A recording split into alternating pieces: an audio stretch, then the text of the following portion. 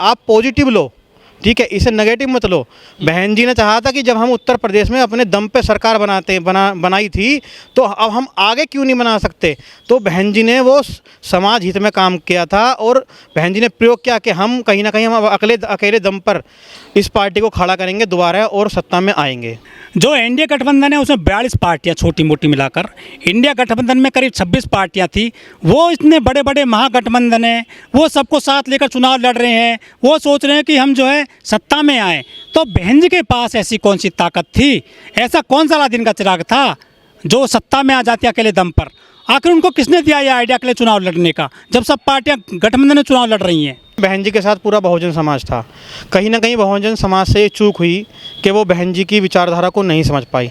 बहन जी ने पहले गठबंधन से चुनाव लड़ा, ठीक है, हमारी सीटें निकल के आई, तो कहीं ना कहीं बहन जी को लगा कि हम अकेले दम पे लड़ें तो ही हमें फ़ायदा होगा। अगर हम अकेले दम पे लड़ेंगे तो कहीं ना कहीं हम सरकार में अपनी बातें सही ढंग से रखेंगे। लोग ये भी कहते हैं कि अकेला चना भाड़ नहीं फोड़ सकता।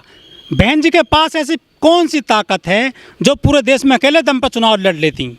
देखो, बहन जी के पास एक बहुजन समाज की बहुत बड़ी ताकत है और बहन जी केवल एक बहुजनों की नेता नहीं है, वो एक पूरे देश की नेता है। उन्होंने देश हित में कई कार्य किए हैं। जब वो उत्तर प्रदेश की मुख्यमंत्री रहीं और हमारे सांसद भी रहे तो उन्होंने देश हित में काफ़ी कार्य किए हैं और देश हित के लिए वो हमेशा तैयार रहती हैं।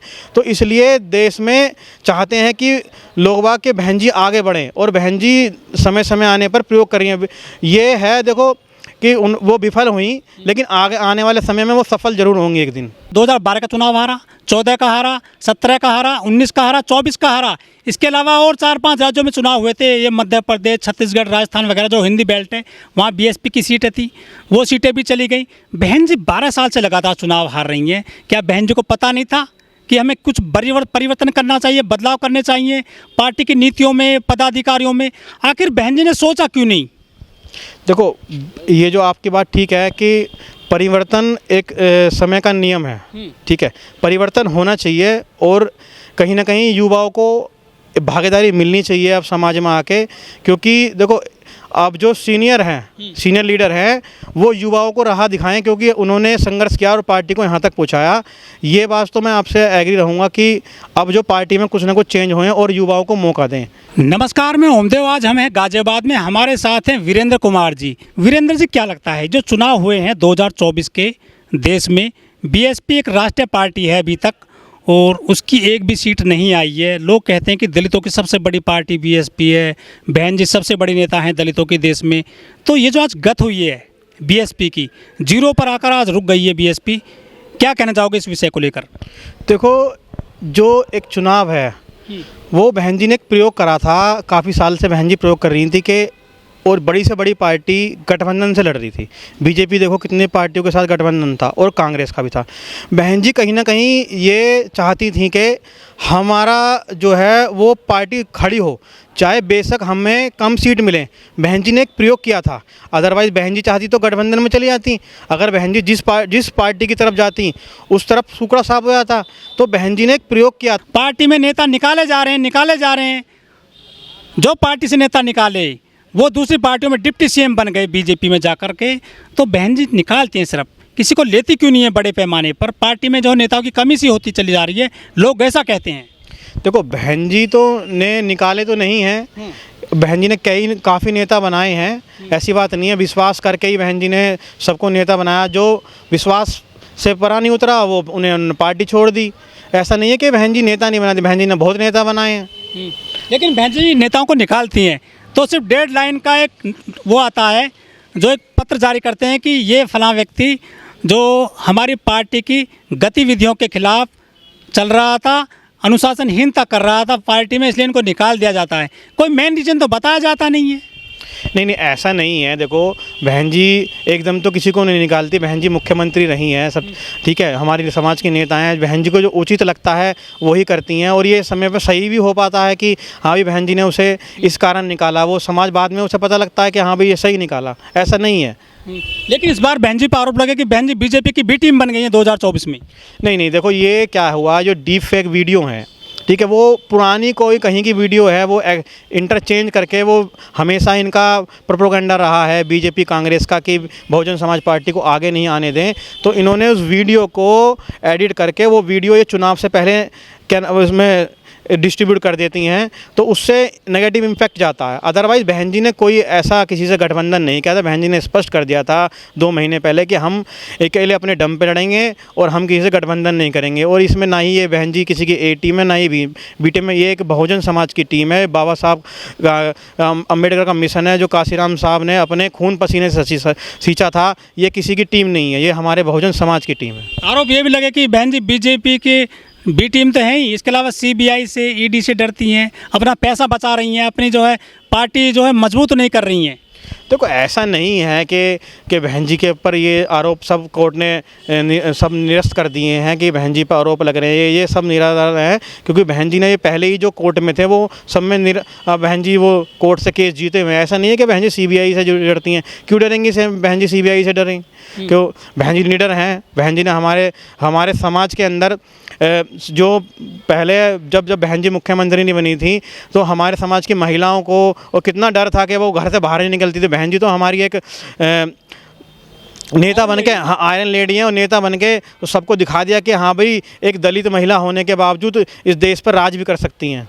बहन जी ने जैसा शासनकाल किया था, बढ़िया लॉ एंड ऑर्डर और विकास कार्य, जनहित के कार्य, जन कल्याणकारी योजनाएं जो चलाई बहन जी ने 5 साल के दौरान, इसके अलावा चार बार मुख्यमंत्री बनी वो, तो इतना जो विकास कार्य किया था बहन जी ने, जो योजना चलाई थी, क्या उनका प्रचार प्रसार ठीक से नहीं हो पाया? क्या सोचते हैं इस बारे में आप? देखो हाँ, ये मैं मान सकता हूँ कि जो बहन जी की योजनाएं थी, जैसे जिस तरीके से उस समय पर जातिवाद है भी था कि हमारे लोगों को बैठने की अनुमति नहीं थी, कि हमारे लोगों के साथ बहुत अत्याचार होता था। जब बहन जी मुख्यमंत्री बनी, बहन जी के शासन में ये सब अत्याचार करने वाले प्रदेश छोड़ के चले गए और हमारे समाज की बहन बेटियां और दिन हो या रात हो निडर घूमती थीं।